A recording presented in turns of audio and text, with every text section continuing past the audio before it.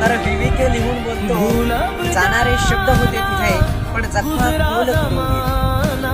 हसत हसत सुटलंस मला आणि डोळे मात्र रडायला लावले. मी थांबलो तुझ्यासाठी खूप, पण तू कधी वळूनच पाहिलं नाही.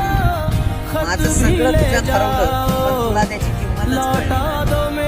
आजही आठवतेस कधी कधी, पण आता मन शांत झालंय. आजही आठवतेस कधी कधी, पण आता मन शांत झालंय.